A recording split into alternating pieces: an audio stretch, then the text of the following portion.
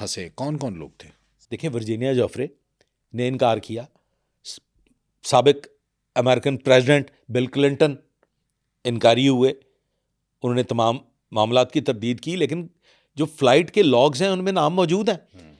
Andrew کا نام اتنا بڑا نام ہے، پرنس اینڈریو، جو میں سمجھتا ہوں کہ اس کی آدھی سے زیادہ زندگی گزر گئی ایپسٹین آئی لینڈ پہ، اور وہ پھر پھنسا بھی۔ پھنسنے والوں میں اگر کوئی نام آتا ہے جو پھنس گئے اور انہوں نے اس کو بھگتا، تو وہ صرف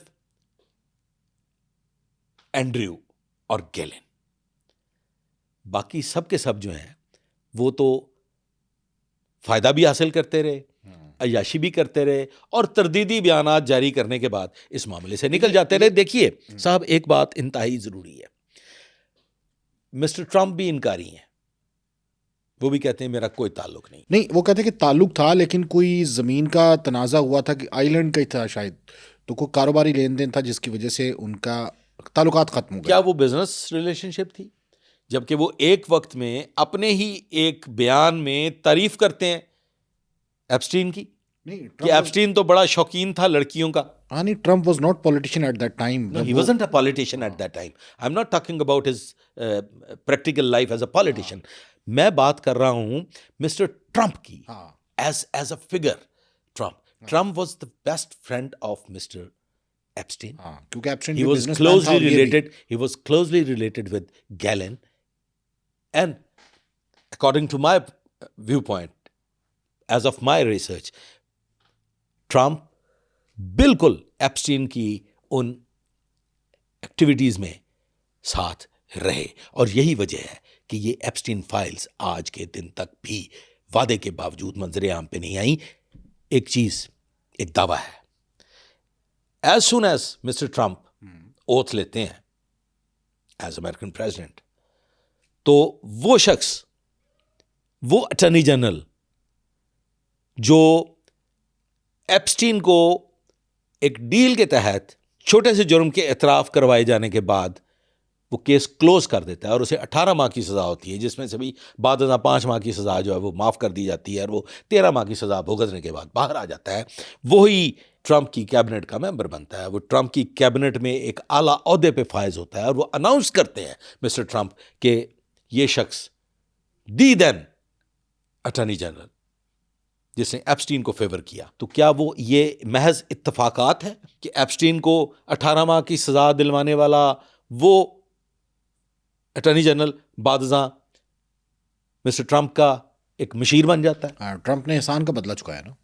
تو کوئی نہ کوئی ایسا فائدہ ٹرمپ کے علم میں تھا جو شاید ٹرمپ نے حاصل کیا تھا، جس کے فیور آج تو Epstein is not in life, Epstein تو موجود نہیں ہے، تو پھر کس کو ابلائج کیا؟ ڈیفینیٹلی یہ ابلیگیشن جو ہے یہ اٹارنی جنرل جس کو وہ عہدہ دیا گیا، تو پھر اٹارنی جنرل کے ساتھ ایسے کیا معاملات تھے کہ جب وہ گئے وقتوں میں ایپسٹین کا دوست رہا، جسے وہ انکار ہی ہے، تو وہ کون سی ایسی ایکٹیویٹی تھی؟ یقیناً یہ وہ راز ہیں جو ایپسٹین فائلز کے ساتھ اس وقت تک گم ہے۔ یہ اسی وقت یہاں ہوں گے جب یہ فائل اوپن ہوں گی ساری۔ یہ فائلز اگر تو امریکنز نے اس میں، جیسا کہ امریکنز کی ایک ہے ان کے اندر بحثیت قوم یہ خصوصیت ہے کہ وہ خاموش نہیں رہتے، آواز بلند کرتے ہیں۔ ہمارے یہاں تو ایک عجیب سا رواج ہے، ایک عجیب سی سوچ ہے کہ ہم بہت جلدی بھول جاتے ہیں واقعات۔ امریکنز کی جو ان کے کلچر میں بھی، ان کی نیشن میں بھی یہ کوالٹی موجود ہے کہ وہ بھولتے نہیں ہیں، وہ اپنے ساتھ کیے گئے وعدے کو کسی صورت میں بھولنے کے نہیں ہیں۔ ایپسٹین فائلز امریکنز نے باہر طور ہر صورت میں اوپن کرنی ہے، لیکن ایک چیز بڑی امپورٹنٹ ہے، ایپسٹین فائلز جو اب تک منظر عام پہ آئی ہیں وہ بلیک مارکر سے اس میں ڈیٹس اور نام جو ہیں وہ مدھم کیے ہوئے ہیں، ان کو مٹایا گیا ہوا ہے۔ کیوں کہا یہ جاتا ہے اس کے متعلق کہ یہ آدھے صفحے کیوں ہیں؟ امپورٹنٹ جگہوں کو کیوں اس میں سے کاٹ دیا گیا ہے. کہا یہ جاتا ہے کہ جی یہ وٹنس پروٹیکشن کے تحت اور جو جن کے ساتھ ظلم و زیادتی ہوئی ان کے تحفظ کو مد نظر رکھتے ہوئے یہ ساری چیزیں کی گئی ہیں. جب تک اگریوڈ پارٹیز منظر عام پہ آ کے کیس کو فائٹ نہیں کریں گے تو جو ظلم کرنے والے ہیں ان کا علم کیسے ہوگا, ان کا پتہ کیسے چلے گا. تو کہیں نہ کہیں یہ ایف بی آئی نے اس ایپسٹین فائلز کو, جو کہ میری نظر میں, میرے اپینین میں ایف بی آئی فائلز ہیں, ان ایف بی آئی فائلز کو اس طریقے سے پوشیدہ رکھتے ہوئے اس کے اندر ایسی چینجز کر دی ہیں, ان کو ایسے فیبریکیٹ کر دیا ہے کہ وہ اب اگر منظر عام پہ آ بھی جاتی ہیں تو وہ سچ سامنے نہیں آ سکیں. اچھا, سچ چھپا لیا جائے گا, سچ چھپا لیا جائے یا گا, سچ بدل دیا جائے گا. دیکھیں ایپسٹین کی تمام تر پراپرٹیز, اس کے تمام تر ایسٹس جو بلینز آف ڈالرز میں بتائے جاتے ہیں, ان سے جو مظلوم لوگ ہیں اب تک میری ریسرچ کے مطابق کوئی 200 کے قریب کم عمر لڑکیوں کو اور خواتین کو اس میں کمپنسیشن بلینز آف ڈالرز کا معاوضہ مل چکا ہے.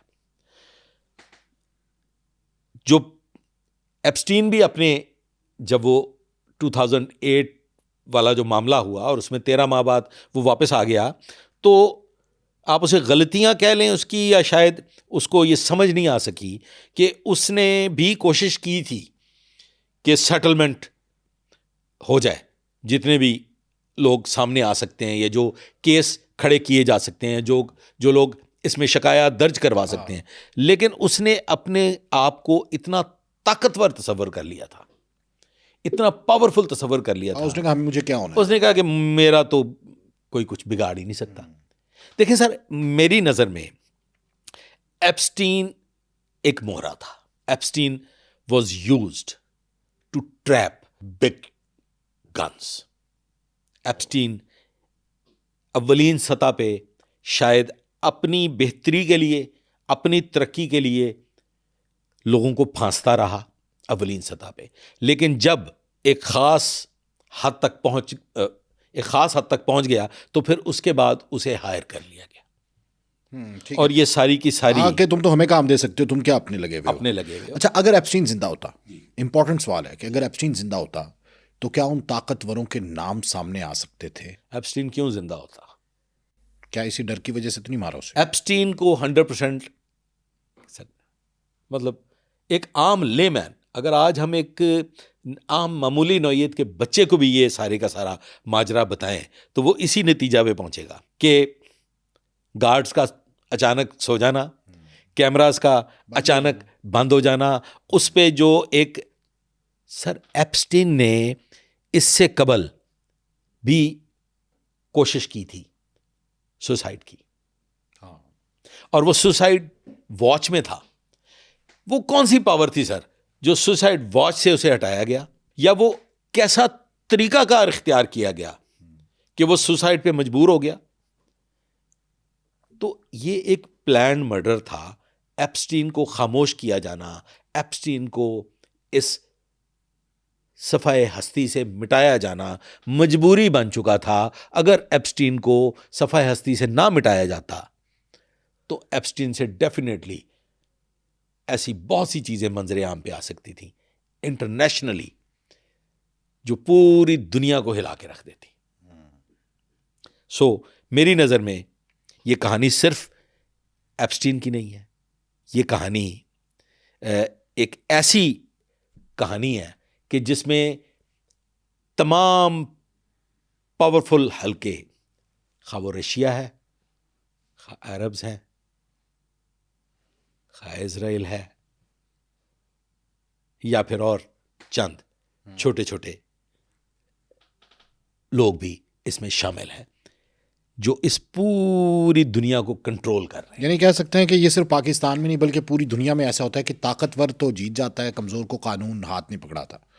سر قانون ہے ہی کمزور کے لیے.